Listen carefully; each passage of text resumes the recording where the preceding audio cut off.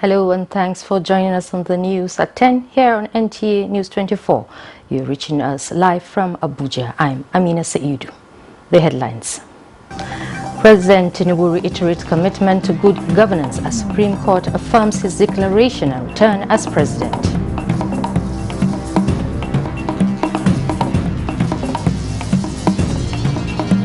For all Nigerians, regardless of ethnic. Federal government refuted allegation of rejection, says Nigeria did not vie for any seat or rejected to contest in the UN election. Akwa Ibom governor seeks inclusive governance for unity and development.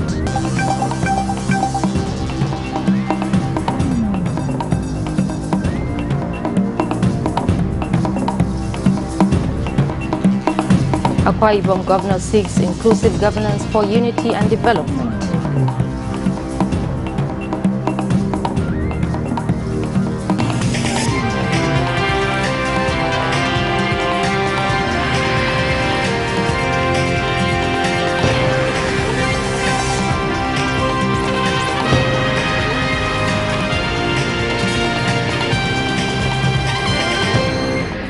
The Supreme Court has upheld the declaration and return of Bola Ahmed Tinubu as a duly elected president of the Federal Republic of Nigeria.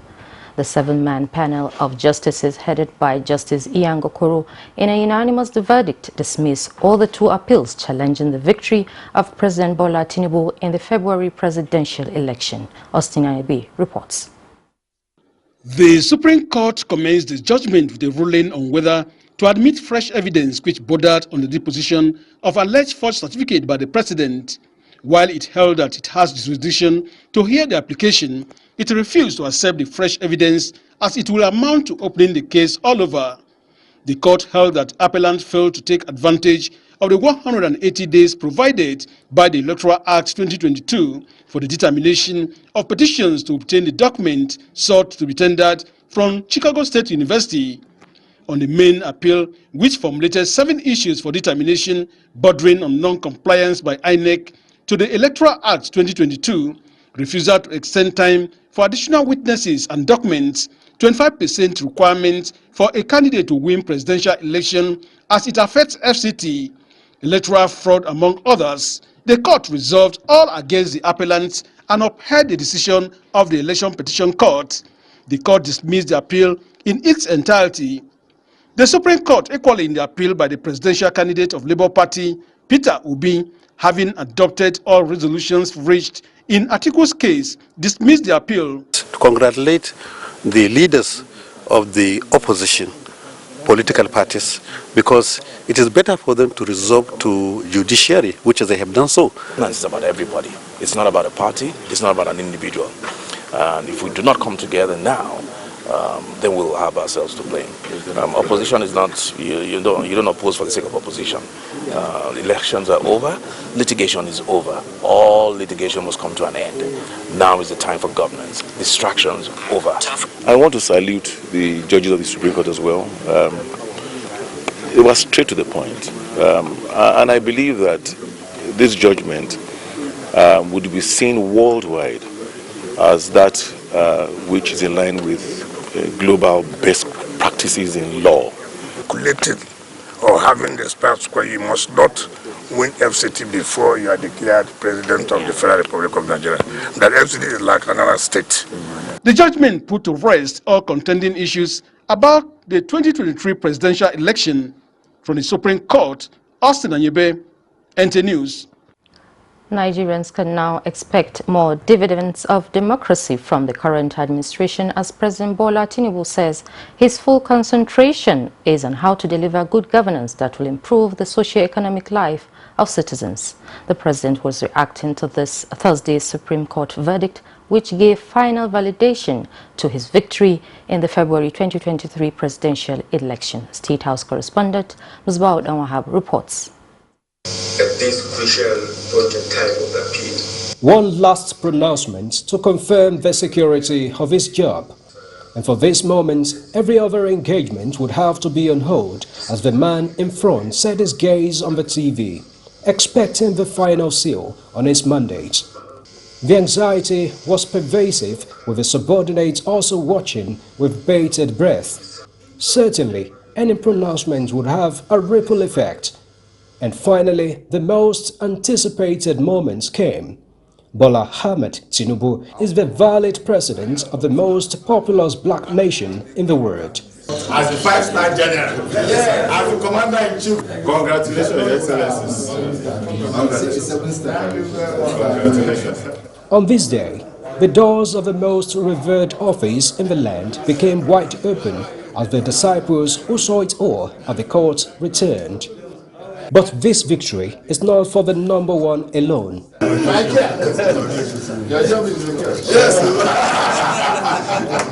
And for the man at the center, distraction of litigations is now over and time to deliver on the mandate just revalidated. The judgment of the Supreme Court put a stop to shenanigans, put a stop to innuendos, put a stop to lies or trial in the media and public place.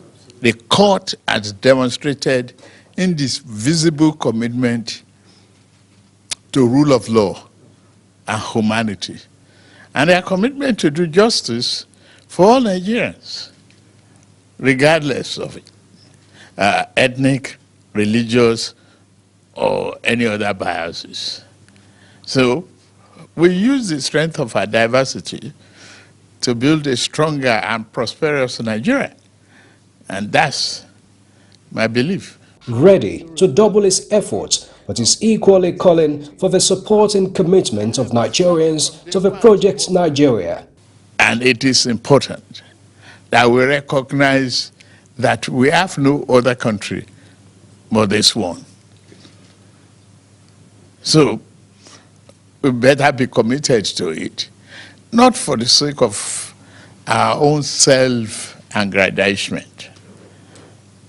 Our commitment to the values, the creed of dedication, patriotism, and commitment to the value of this country.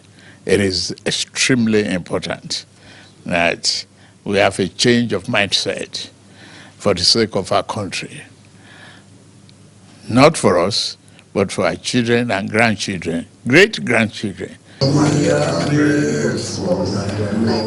From the State House, Musbau and Wahab, NTA News. Meanwhile, President Bola Tinubu has been receiving guests on congratulatory visits following Supreme Court's judgment. State House correspondent Musbau and Wahab bring us reactions to President's victory. Soon after the pronouncement giving final validation to the victory of President Bola Tinubu at the 2023 February 25 presidential election, all roads lead to the State House as party stalwarts, members of the Federal Executive Council, and of course some state governors came around to celebrate with the president, and they have been reacting to the verdict of the Supreme Court. We believe that God gives power. So, and God has affirmed that the Nigerian people freely gave the mandate to Senator Bola Ahmed Tinubu to lead this country for the next 4 years. And this is what's having affirmed today. The president has taken off beautifully, beautifully. And he has the interest of the people at heart. So far, the choices he's making, they're tough. But at the end of the day, they will make for a better tomorrow. So we're very happy with what has happened today. His victory is not just a victory for the nation, but particularly those of us who are quite warmed up to be on the same page of growth and development as he is intending. It is a larger victory for all of us. It is clear, crystal clear to all Nigerians that our president won this election free, fair. And I congratulate INEC as well for a job well done. I think the highest, judicial body in our country has expressed themselves, very clearly. And there were no dissenting voices. It was all 7 of them that were on the same page. And so what that tells us is that whatever might have been the difference, let's put that behind us. There is always one victor at a time. This is Asuaju's time. They should all take heart, come and join hands with him so that we move Nigeria to a greater level. All the judicial issue has been exhausted now, and it is now time for governance. I think it's now time for everyone to get together so that we can rebuild our country, rebuild the economy, support Mr. President, and I'm sure Mr. President will be more than happy to call on all those, even those who have taken him to court, to call on them to come and give their contributions, because as far as this country is concerned, we need everybody in order to move on. And now this victory is not only for Mr. President, even all the members of the Federal Executive Council who came around, and other aides are also celebrating that this victory is also for them. Their job has been reassured and they can now fully concentrate on what they have to do to contribute to the development of the nation. As the Supreme Court of Nigeria upheld the declaration and return of Bola Ahmed Tinubu as the duly elected President of the Federal Republic of Nigeria, thereby ending the legal battle instituted by People's Democratic Party (PDP) candidate Atiku Abubakar and his Labour Party counterpart Peter Obi.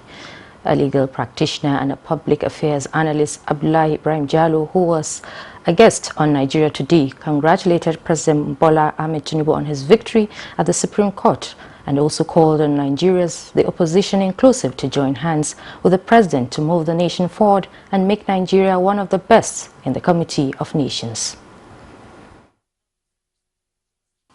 Let's look inward. Let's look at how to drive our economy.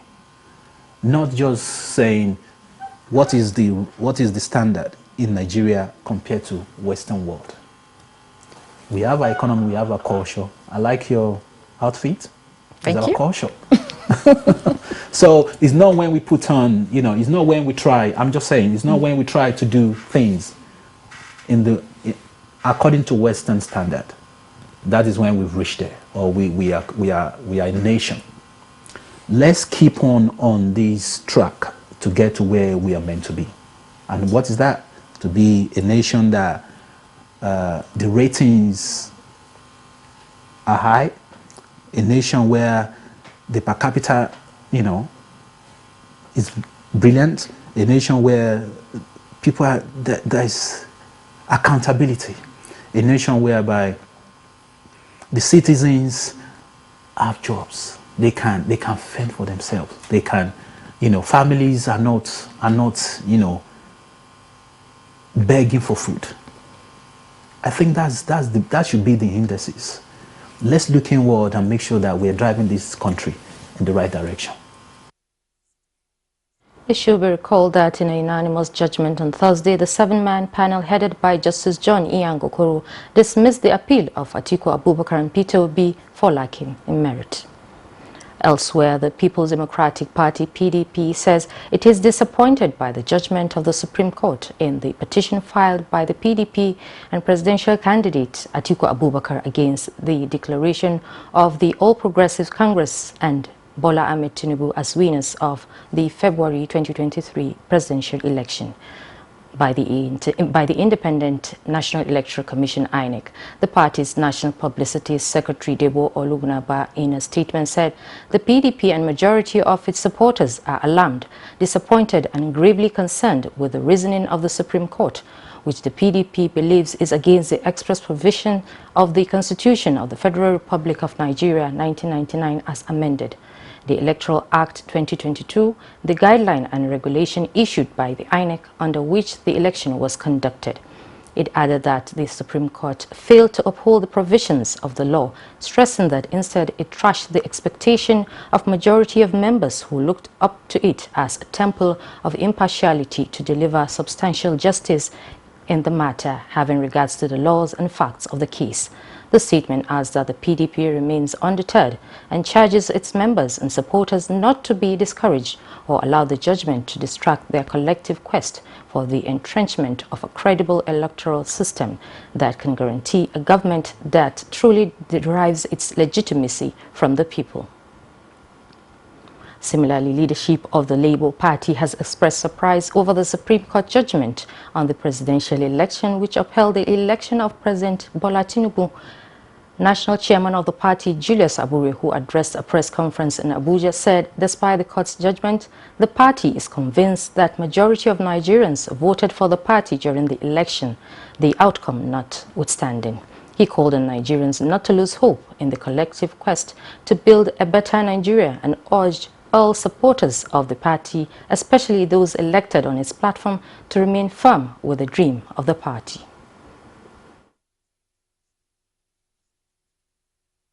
Do not partner with the government. We are going to stand and play the role of opposition. And one of us said it very clearly, that the soul of democracy is opposition. And part of the reasons why we have crisis in our country is because before now, we've not had credible, viable, and vibrant opposition political party. So we'll be glad, very, very glad, to play the role of opposition. And I want to challenge the government that they should be on their feet and be ready. The Supreme Court upheld the election of Senator Bola Tinubu as duly elected president of Nigeria.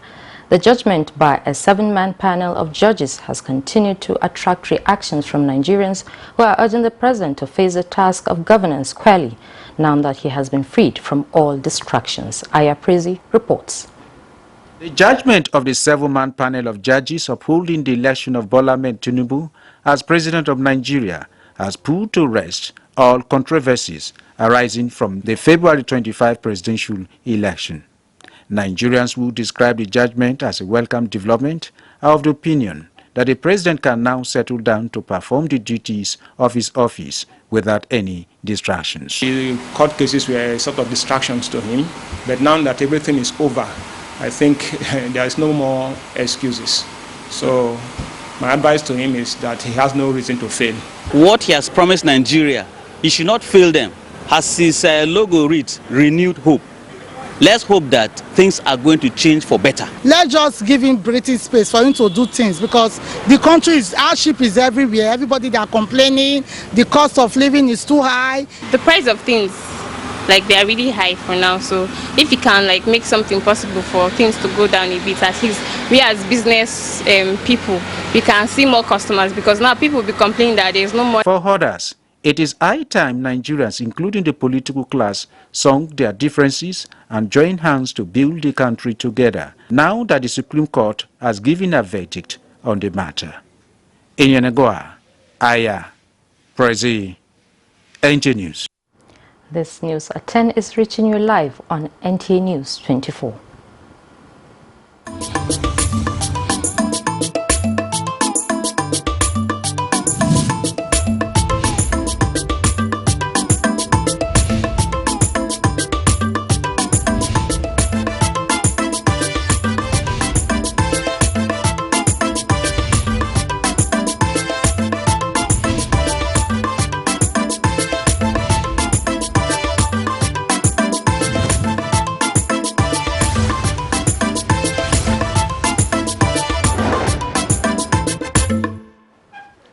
Welcome back. Etiquette and proper conduct training for wives of top government functionaries and other females is ongoing in Abuja.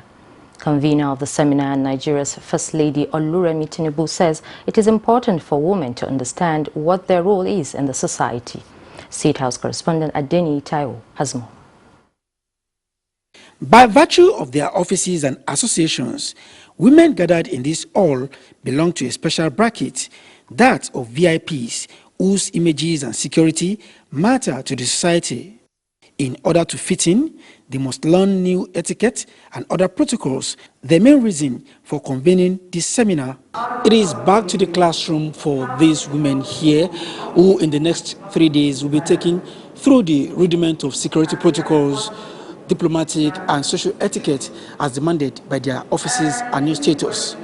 This is the kind of impartation and learning opportunities that you tend to get when you have a professional teacher as the First Lady and Mother of the Nation.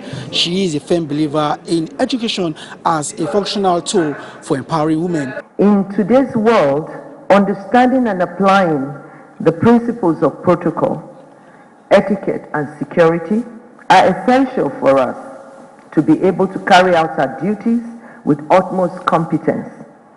These elements play a crucial role in maintaining order, safety, and harmony in our interactions, be it in diplomatic or social relations. A paper on the Nigerian police, the executives, and the law, delivered by the Inspector General of Police, Kaode Egbetokun, is the curtain raiser at the seminar, followed by another one on state security and the executives presented by the Department of State Security. Apart from calling for more synergy among protocols and security details attached to VIPs, there are two papers and others that followed harped on why female VIPs must be more intentional about their conduct around personal staff while being more careful on and off the social media. Operational errors occur everywhere in the world. It's not only limited to Nigeria. But we don't condone operational errors because we believe that our officers have been well trained before they are deployed. Where a security person goes beyond his brief, or a protocol person goes beyond the brief, or even where the principal also goes beyond, what should be acceptable. So the essence of talking to us today is to know that both of these persons who work for you are working for your interests. Thereafter followed a no-old-barred engagement that saw former First Lady Dame Patience Jonathan making inputs. Pleading, Obama, them coming out, you don't see their securities, but they are working and they are somewhere watching very elegant. So can't we do that way yet? We also, heard about how the principal can dictate the tone of what happens around them. At the time that you expect them to protect you, you are already using them as house help, or you are using them for other activities or duties. They will not be able to protect you. The seminar closes on Saturday. In the State House, Adeni Itaiwo, NTA News. Having strong commitment to drive full implementation of the Gender and Equality Opportunities Law in African countries will enhance chances of women participation in leadership in the region. Olusheye Adiagbo reports that speakers and participants at the 2023 Africa Women's Conference, AWC, in Addis Ababa, Ethiopia, are reviewing the document to deliver on the spirit and letter of the law. We have witnessed Muhammad Tairu Mongunu is a member of the Nigerian Senate. He tells me of how he has since taken the front role in issues that concern women, including voting in the 9th Senate for the Special Seats Bill that sought to increase numbers of women in the national and state houses of assembly. I'm still going to sponsor a bill in the floor of the Senate for the purpose of equal representation of our women in the legislature by creating special seats for women. This sort of commitment tops the list of promises at the Africa Women Conference in Addis Ababa, ensuring inclusive and progressive agenda policies to protect the rights of women and girls in Africa is the cross of submissions during the panel sessions. Already, Nasarawa State University, Kefi, Nigeria, in the last edition in Gambia, committed to using the Citadel of Learning to strengthen leadership education program for women across the region. We decided that we will start certificate in women leadership and diploma in women leadership. And we're going to do all these courses online. We have already developed the curriculum. The Senate of the University has approved. We are going to start the program on the 30th of October. All we are doing is a quest to ensure that women are able to reach their full potential. While commitments on improving gender equality in Africa is increasing, delegates to the AWC 2023 are optimistic the barriers hindering African women from attaining full potentials will soon be a thing of the past. From Addis Ababa in Ethiopia, Olusheye Adiagbo, NTA News. The Ministry of Foreign Affairs has refuted a publication in the Vanguard newspaper of 26 October 2023, alleging that Nigeria has lost its bid to secure a seat at the prestigious United Nations Human Rights Council, while newer African countries were admitted into the council. A statement by the Special Assistant on Media and Communication Strategy to Minister of Foreign Affairs Al-Qasim Abdul Qadir explained that the article was erroneously published. The statement discredited part of the editorial that read Nigeria got only 3 votes, while fellow African countries like Ghana, Malawi and Cote d'Ivoire amassed 197, 182 and 181 respectively as new members. Also, another indicator that Nigeria is not exactly smells of roses on the global stage emerged on October 14, 2023. Al-Qasim affirmed that Nigeria did not vie for any seat or was rejected to contest in the UN election. Therefore, Nigeria was never in the ballot. The statement indicated Nigeria's earlier interest to contest, but later pulled out to allow Ghana and Cote d'Ivoire to vie for the 2 seats allocated to West Africa for consensus and ensure there's a clean slate in the ECOWAS. Mr. Al-Qasim disclosed that the Nigerian government will continue to pursue its interests in Geneva to contest next year and occupy the vacant position available when Senegal completes its 2nd term in the council. The ministry calls on the public to be wary of fake news attempting to tarnish Nigeria's image and urges journalists to adhere to ethics of the profession by giving accurate and informed reportage. We now take a break. Stay with us.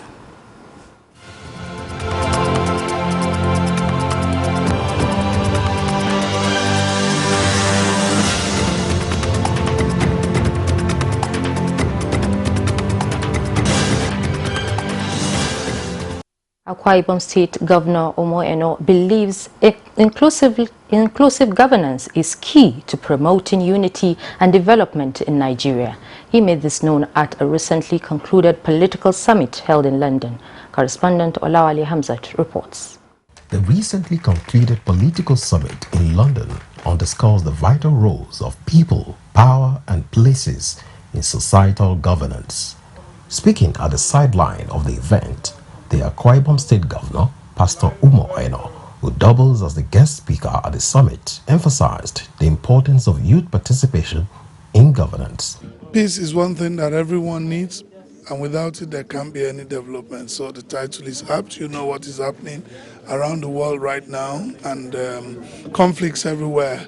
So leaders must, in political leadership, must be able to run an inclusive government that will take care of all sides and ensure that we can meet the needs of the people, because we need to understand what gives rise to conflict in the first place: inequality, injustice, and we need to continue to seek ways of addressing these needs. And I believe as we continue to do that, we'll now engage and then bring everybody to the table and see the need to make the world a better place. The convener of the summit emphasized the need for political leaders in Africa to be more accountable and responsive to the yearnings of the citizens.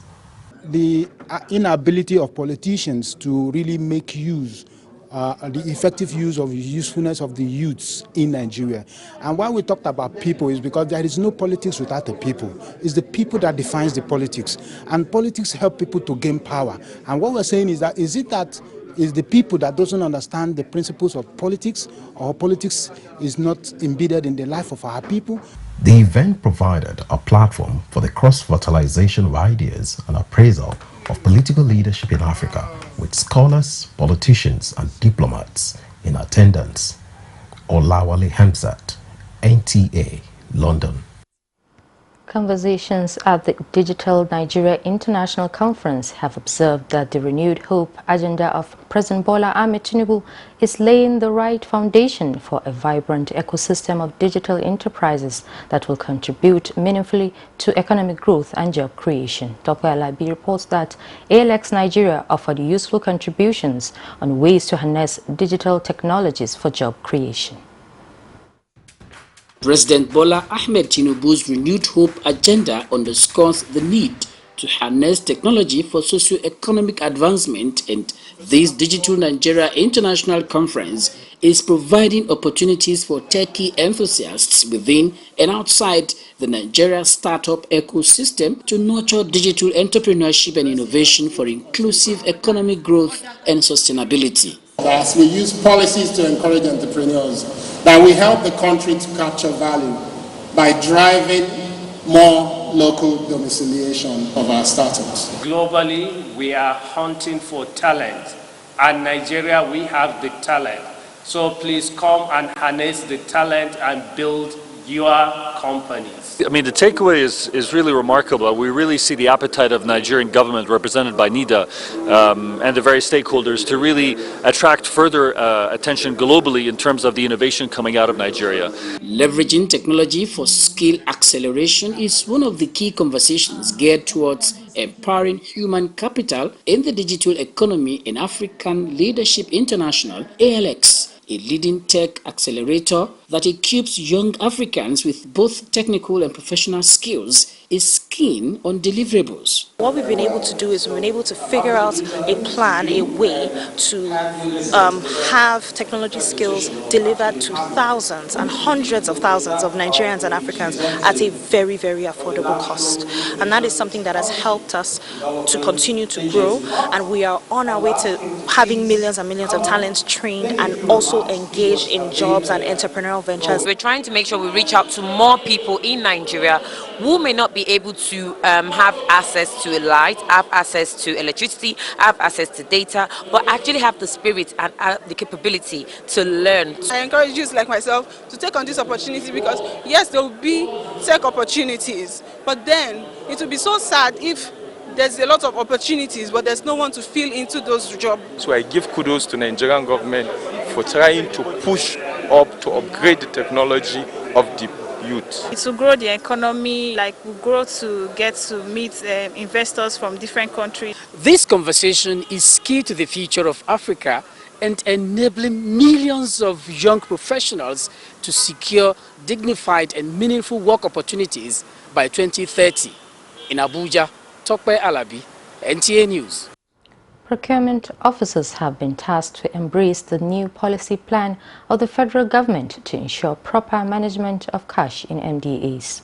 Accountant General of the Federation, Oluwatoyin Madin, gave the charge during a one-day capacity building workshop of the Association of Public Procurement Practitioners of Nigeria in collaboration with the Office of the Accountant General and Bureau of Public Procurement. Vivian Izedifi reports. The capacity building workshop is aimed at exposing procurement officers of MDAs to the prospects and challenges of the implementation of cash plan policy of the federal government in Nigeria. It will also promote capacity development and ensure integrity and transparency amongst practitioners, while discouraging the use of untrained personnel from conducting procurement functions. Therefore, the Accountant General of the Federation says the new plan policy of the federal government will mitigate the financial challenges in MDAs if procedures and criteria are followed. The projects that are due for payment, all the procedures, all the preparations, but it doesn't mean that it has to be a completed project. Ongoing project with milestones that will always be attracting interim payment certificates, they are all qualified. Likewise, programs of the MDAs that involve personnel movement, payment of DTA that are embedded in the capital budget, they are equally available. They will be available for payment once approvers, the payees, the beneficiaries, the details necessary to make the payment are available at the time of uploading the cash plan. The use of unqualified and untrained personnel to conduct procurement function is one of the major factors that have contributed to the inability of several MDAs to effectively comply with Public Procurement Act and other government regulations. I use this opportunity to appeal to Mr. President and Commander-in-Chief of the Armed Forces to sanction any MDA that contravenes the provisions of this circular. She advised participants to get in-depth knowledge of the new plan policy for the benefit of not just the federal government, but for all Nigerians. In Abuja, Vivian Izadefe, NTA News. Local textile manufacturers fear total collapse of industry due to dye scarcity. Details with Alika Okpanachi Arua on Business News.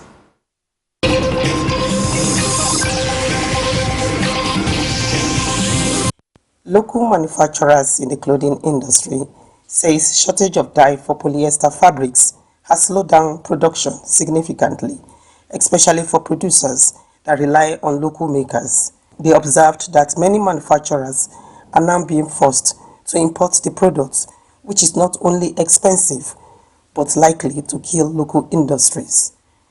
They appeal to the government to come to their aid and resuscitate the textile mills quickly to save this sector. Pure polyester is a synthetic polymer made from ethylene glycol. It is transparent and colorless, but later dyed into different colors and mostly used in making uniforms.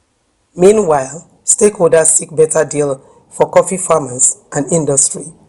Speaking at this year's 2 days World Coffee and Tea Expo held in Lagos, they said their goal is to transform the industry into a sustainable future and advocate for a circular economy so that the industry can be well structured for global exports and become a revenue hub for Forex. Let's take a look at Thursday tradings on the floor of the exchange.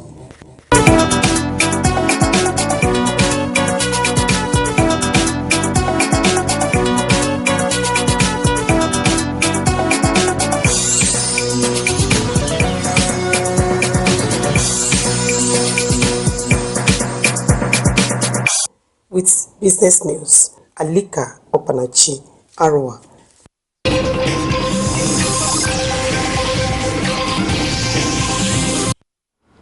A country cannot grow if it does not give at least 50% opportunities to its population. A message from the Federal Character Commission Sensitization Workshop for stakeholders from 3 geopolitical zones with the theme Equity, Fairness and Justice in the Distribution of Resources as a Tool in Realizing the Renewed Hope Agenda. The workshop accomplished its mission after 3 days of deliberations and the agenda to unite the country. Ibrahim Hamidu reports. The 3-day workshop came to an end with a logical conclusion by stakeholders in attendance to return to their respective geopolitical zones in the country and start implementing plans discussed. I'm sure that we are determined and ready to go headlong to execute our second mandate. All Federal Character Commission leaders from the Northeast, the Southeast and South-South zones endeavored to maintain the renewed hope agenda after prior discussions during the second day, which was interesting. Is to get enough data to enable the Commission plan effectively, able to check how the abandoned projects that have been on course for years have been abandoned by some contractors and heads of MDAs that are supervising the work. If you say 1 + 1 is equal to 2, that 1 + 1 is equal to 2 must be seen as 1 + 1 is equal to 2. The Federal Character Commission must address that issue of 1 + 1 is equal to 2. Whether employment, development, abandoned project is being mentioned in this workshop. And unfortunately, 3 years now, we have not used the CBI, which is the Character Balancing Index. I have not used one. None of my commissioners have used one. And complaining, for any complaint we make falls on deaf ears. So I'm glad that I was chosen to say this. Please, let us implement it. If we want to stay as one country, CBI would really help us. The Commission is aware of the challenging task ahead and why imparting the message is key. Communication is important, and that is why stakeholders at this event concur with the realization of a common strategy to execute their mandate so vivid that the narrative of implementation deficit will be a thing of the past. In Abuja, Ibrahim Ahmedu, NTA News. A global human rights group, the African Center for Justice and Human Rights, EGHR, has faulted the campaign of calumny being mounted against a Nigerian businessman and philanthropist, Benedict Peters. The EGHR, in a statement by its coordinator, Ndukaidede Chinomso, described the attacks as malicious conspiracy aimed at tarnishing the image of an innocent citizen. The EGHR frowned at the ongoing allegations against Benedict Peters on issues that competent courts of jurisdiction have clearly cleared him of any wrongdoings, adding that it's unlawful to keep recycling all baseless allegations just to tarnish the image of a successful businessman. The House of Representatives has mandated its standing committees on national security and intelligence, as well as police affairs, to investigate frequent loss of firearms and ammunition in the Nigerian police amendment from 2012 to 2022. This is sequel to a motion by Representative Salman Idris on the floor of the House. National Assembly correspondent Mitari Ikpen tells us more. At the resumption of plenary, the frequent collapse of the national power grid, despite huge direct and indirect investments in the sector, was called to question. The World Bank, which approved an International Development Association credit to the tune of $486 million. Mr. Speaker, we are talking about millions of dollars of intervention, which comes from a foreign donor. And the Committee of Aids and Loans, which are mandated to oversight such loans, should be involved in this investigation. The power sector has become a bottomless pit, a shameless vampire that has been bleeding Nigeria to death. The more billions and trillions the power sector consumes, the more power we lack. There were calls for scrutiny and verification of the 2021 Oil and Gas Industry Report of the Nigeria Extractive Industries Transparency Initiative. NTA reported that the volume of PMS imported in 2021 under the direct sale, direct purchase arrangement based on NMPCL record was significantly different from the volume of PMS imported into as per NNDPR record, which indicate that there is no independent third-party confirmation of product importation volume and subsidy value. A motion by Representative Anamero Dekeri seeking free registration of students in JAMB, WAEC and NECO 2023 and 2024 examinations was rejected after intense debate. To declare 2023 and 24 WAEC, NECO and JAMB examination registration free. So it has been a tradition. WAEC, NECO, state government will pay, JAMB, state government will purchase card, and of course enroll. So other state government shall please key into the situation and aid deferment for the examination. What about us here? Adopt a school, the school you attended, you went to primary school. Go there and pay. You don't have to go there. Call your constituency office. Let them go there, count how many people want to write JAMB. It's just 5,000. The idea the leader of the house brought borders purely on moral responsibility and moral conviction. I think that it's not too much for a member to pay the primary school fees in one school in the constituency. If we want to say we pay for all these examinations, from which account is it going to come from? Those in support that this particular motion should be stepped down should say aye. Those against should say nay. The ayes have it. The House at Wednesday's plenary condemned frequent delays and cancellation of flights by airline operators, as well as alleged ill treatment of air passengers, while calling on the Minister of Aviation as well as the Chief Executive Officer of the Federal Airports Authority of Nigeria to immediately address the challenges. From the National Assembly, Mitaire Ikben, NTA News. Destiny has carved a pathway for every individual. To some, the road to success is sheer providence. To others, it is through hard work and perseverance.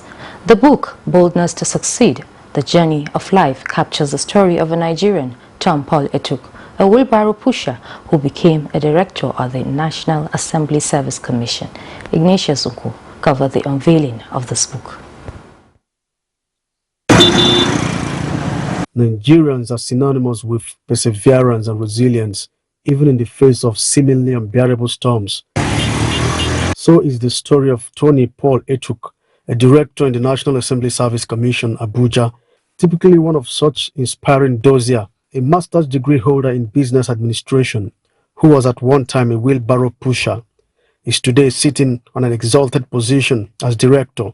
The journey, the challenges and the exploits, all captured in this book entitled Boldness to Succeed, The Journey of Life. I see on the pages of this book the undying Nigerian spirit that cannot be conquered. We know he's a man, he's a visionary man, he's a man with impeccable character, he's a very upright man and truthful man. Is a story of a graduate's perseverance and triumph against hunger, unemployment and despair, all captured in this 153-page book. So I recommend this book to every one of you, not just for you. Give it to your children to read. It will inspire them. This is how great men are made. Great men are not made by they are not cowards. They don't run away from the vicissitudes of life. They confront them. Mr. Tuk is a proud son of the soil. Thanking my lovely wife, Imabong, and my son, Andino, my brothers, nieces, nephews, for their encouragement towards the realization of these defined projects. Tom Paul Etuk, who passed through the orphanage, is an indigene of Orok Anam local government area of Akwa Ibom State. He joined the National Assembly Service Commission in 2002. Ignatius Uku, NTA News.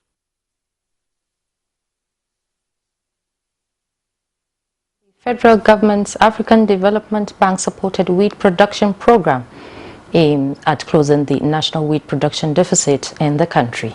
The program was kick-started by the distribution of 44 tractors by Governor Umar Namadi to the 27 local government areas of the state for immediate commencement of the wheat cultivation. Muhammad Musa Askira has details.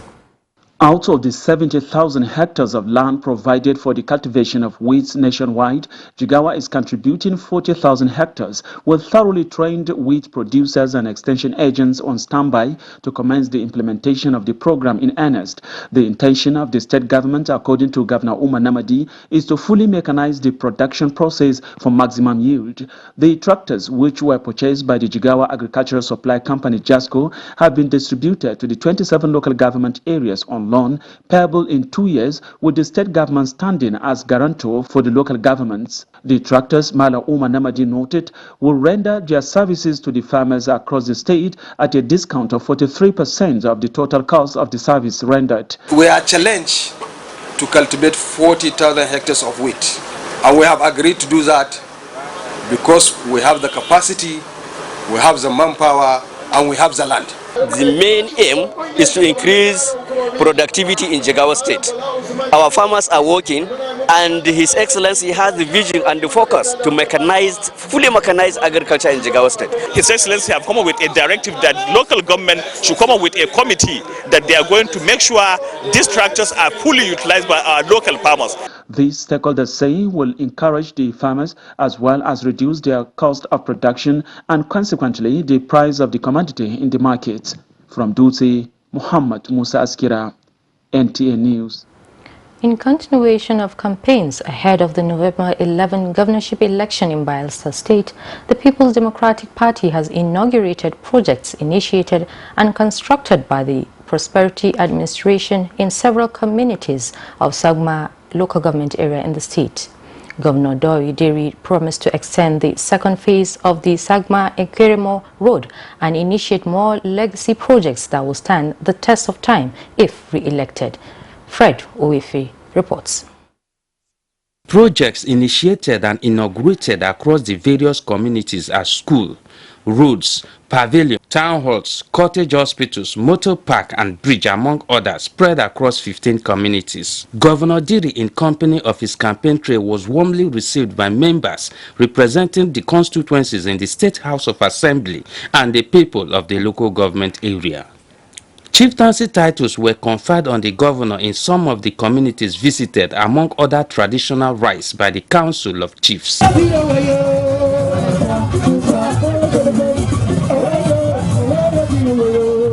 At the mega rallies in Agbere, headquarters of Constituency 3, Constituency 2 in Sagbama Town and 3 in Ofuni, Governor Diri assured the people of oriented project if voted for a second term. And I know what it takes to move from Amasoma to Gobli. Today we have a road that we can drive to Gobli. Today we have approved again a secondary school that will function here, and action has started in Ogobli. Today we have a lot of our people who are appointed in this government of prosperity from Ogobli. So I want on behalf of my Oga, thank you people of Constituency 3 for this support that is unprecedented, that is undeserved, that is undiluted, that is unconquering. I believe that this will be translated. The first is that for you to govern a state, you must be seen to be an honest man. You cannot say a thing today and turn around 360 degrees tomorrow to say they do a different thing. The event climaxed with the receiving of the campees from other political parties, a testament to Governor Diri's developmental strides in various communities of the state. Fred Owefe, NTA News. Super Eagles' first leg World Cup qualifying clash with Lesotho moved to November 16th. And boxing authorities yet to ascertain if Tyson Fury versus Francis Ngannou is a pro bout or not. Let's join our sports desk for details.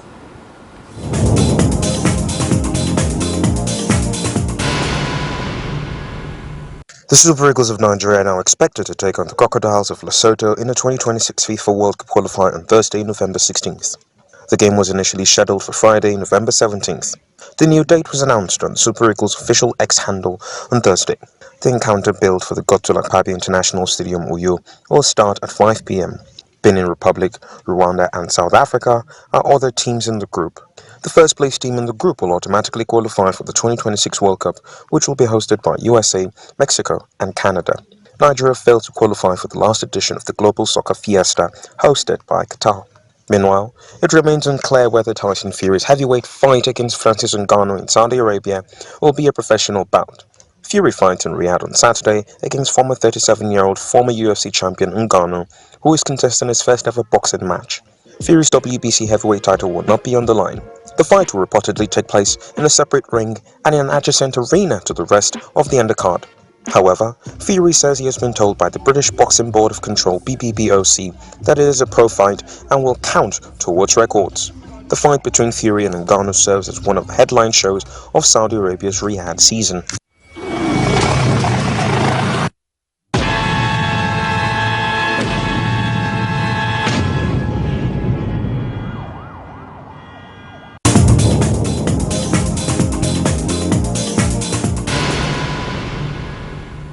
And that concludes the news at 10 on NTA News. Thanks for watching. I'm Amina Saidu Abubakar.